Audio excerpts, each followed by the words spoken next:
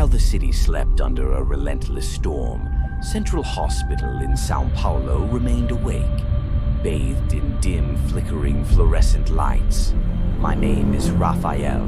I've been an orthopedic surgeon for over 12 years, and one night, my understanding of reality was forever changed. After a long and exhausting surgery, I headed to the doctor's restroom. My feet dragged across the floor. My body felt heavy. As I opened the door, I realized I wasn't alone. A young man sat in the corner on an old armchair. His lab coat looked old-fashioned, out of place. "First shift?" I asked. "Yes," he replied. "This hospital is massive, but it's a shame the elevator is out of order." That struck me as odd. I hadn't heard anything about an elevator issue.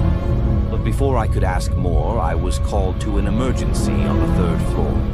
I rushed up the stairs, 3 full flights. Out of breath, I arrived late. Another doctor was already treating the patient.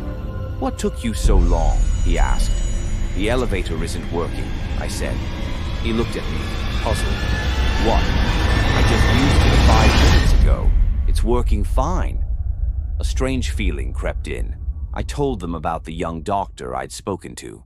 The hospital director overheard and pulled me aside. "We haven't hired any new doctors," he said. He led me to his office. On the wall hung portraits of former staff, retired doctors, and some who had passed away. That's when I saw him.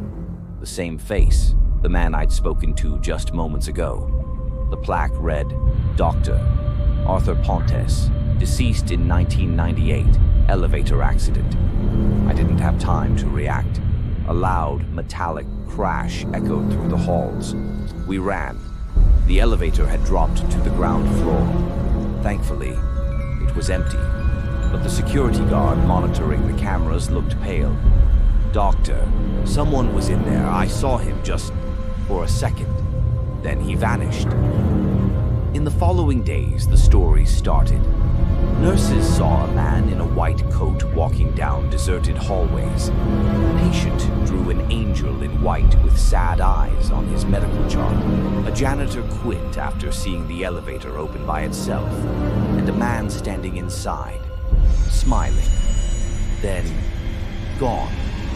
A nurse named Maria told me something even stranger.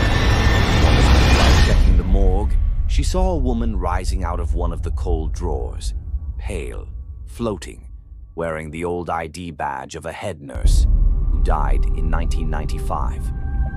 The ghost whispered Maria's name, a name only her grandmother used to call her. Another surgeon shared a terrifying account. He saw a patient just out of surgery, walking down the hallway, fresh stitches on his abdomen. He followed him into a room, but there was no one inside. Back in the patient's room, the bed was empty, and the chart read, "Time of death, 30 minutes ago." The hospital director called me in again. "You saw him, didn't you, Dr. Pontes?" I nodded silently. "He shows up before something bad happens," he said. "Back in 98, he warned us about that same elevator. No one listened. Maybe he's still trying to protect us, or maybe he's just watching." I never saw the young doctor again, but sometimes the elevator descends on its own. Lights flicker, and the silence feels heavier than usual, as if someone is still on duty.